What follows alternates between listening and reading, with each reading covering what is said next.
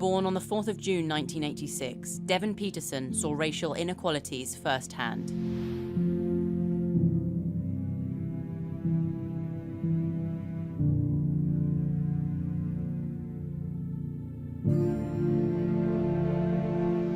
Raised by his father George and mother Lucille in Mitchell's Plain, Cape Town, South Africa, Devon lived through apartheid, a system of institutionalized racial segregation. Through the power of sport, Devon has seen the effects strong black leaders can have not just on South Africa, but the world. The 1995 Rugby World Cup final united South Africa and helped lead the country out of apartheid, which helped Devon discover more opportunities that would not have been afforded to his parents as children. Siya Kolisi, the first black man to captain the Springboks, led the team to their third World Cup victory in 2019, inspiring children all over the country, something which the African warrior is also very proud to be able to do.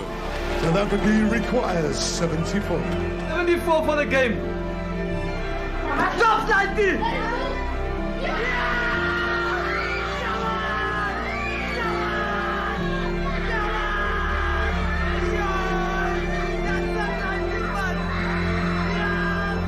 Devon Petersen and Vernon Bowers have created a big World Cup of Darts shock in the first round in Hamburg.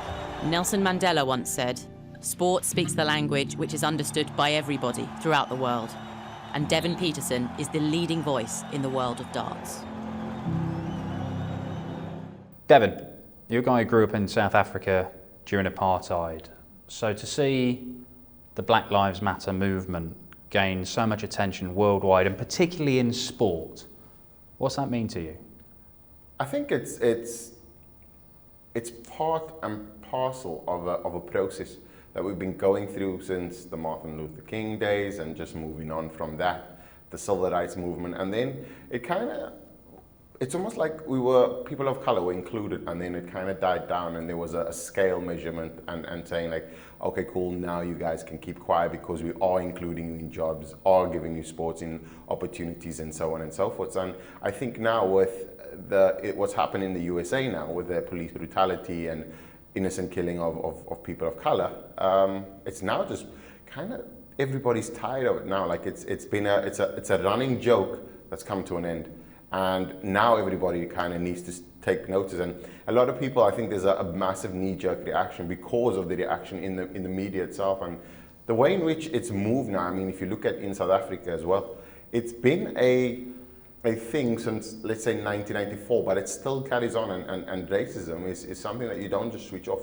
It moves with generation to generation. So I think that we're the start of the generation that will, probably 3 generations from here, will have no racism in a sense because of what we're doing today. So I think it's a massive movement forward, but still it's obviously one of those pressure points now that need to be dealt with. So it's a process, and it's a continuation of trying to improve things in your eyes. How have things improved for you personally? I mean, growing up during apartheid, things have obviously got better, but you must have experienced racism in your life and potentially in your sporting career. Yeah, I mean, it's no secret though, and in the sporting career I was quite surprised, and obviously the people involved as well. It's something that, because it's so a norm, and in society they see it as the norm. So you don't, if you were raised with racism without it being labeled racism, I mean, that's just the way in which you act. So people wouldn't inform in the sense of you shouldn't say that. Even though it's logical, it's still something that if your parents were kind of slightly racist, it will then fizzle down into how the youth grow up and so on and so forth. And from an aspect of learning, we all have to learn.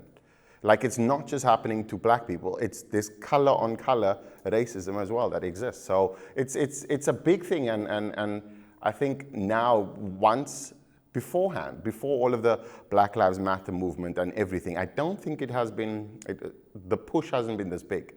From a social perspective, from a media perspective, it drives and it directs a narrative within the sport now, and people of color are standing up. But they're still being ridiculed by people that don't have the knowledge, because the only knowledge they are fed is through the media, and the media manipulate it so that they can sell either clickbait or it's selling newspapers and so on and so forth. Whereas the truth is based on research and people that have actually lived through the moments. So you're saying attitudes do need to change, and that affects the whole of society everywhere across the world.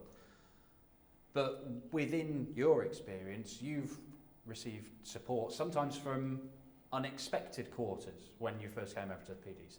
No doubt. I mean, you look at the likes of the very first time I came over, I idolized Eric Brestow, and I met him, and he welcomed me with open arms. And I've heard loads of things about Eric Brestow, and he was one of the most warmest people you could have met. And we had a good relationship, a working relationship, obviously, because I got to know him through exhibitions. And with our last exhibition, there was a massive hug, in a sense, before he actually passed on.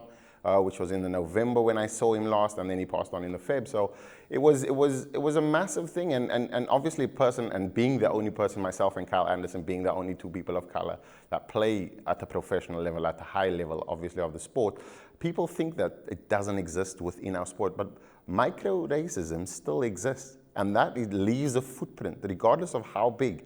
And that means that it will still remain until we understand what the effects of that is. And once, because you see this all the time in media itself, in social media per se, people like today were tweeting about, it's almost like when they say, yeah, you just play darts. Don't worry about this racism stuff, don't jump on the bandwagon. But they don't understand it's not a bandwagon. This is not a tracksuit that I can zip off and I'm white under this. Do you know what I mean? And people that are not of color, like for example, if you're talking about white people, then they would not understand what it is to be discriminated against because of your color. Because ultimately, white is seen as the supreme or the elite.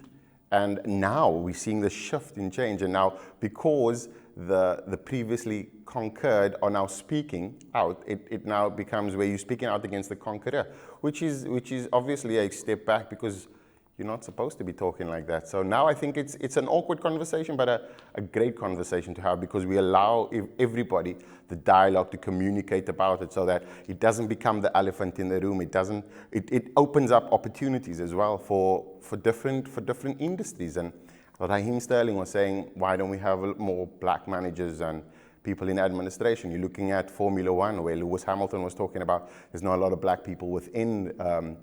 And it's not because they are black. You have to be qualified to be there. You can't just have because of your color, because that would be defeating the purpose completely. It has to be somebody that is skilled, but at least give them a fair opportunity.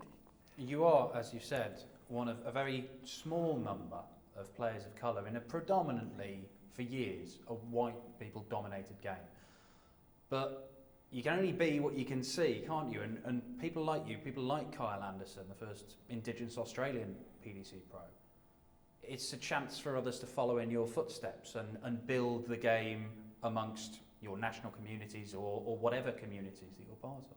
Correct, and I mean, you see it in sport though. I mean, the representation within the sport, me being the first African player, now then we had Charles Petersen coming over, him being the second, but he never stayed here long. But that door was now open, and now players in South Africa understand that they can live the dream. Before it was this goal and achievement, and that's what people we look at our own, like, for example, if you look at a group of people in a room, right, and if they're all white, ultimately, if a person of color walks past, they will look and go, I wonder what it's like to be in there, not knowing how to get in here. Once you see a person of color inside that same room where there's white and seen as elite people, basically, it's now like, if he's there, I can also be there. So you kind of open the door, like the likes of Siya Kolisi, him being a world champion and now being one of the driving force for change in the sport itself. You see in cricket, the same thing. All of these things, because the color has always been an issue in South Africa with our apartheid and having a quota system. When South Africa won the Rugby World Cup in '95, we still had the quota system in our sport, which meant that it will be bulk white, and then you'll have a quota of color that will play. So let's say there's 15 players and 4 of them can be of color, basically on the field, or 3 of them can be color. So that things don't, like, previously that was the norm. Now you look at the sport now is being selected based on your skill and not because of your color, which is a massive talking point and a movement forward. Well, that's an interesting point itself. Sport is an incredible tool for this conversation to play out, isn't it? It's a meritocracy.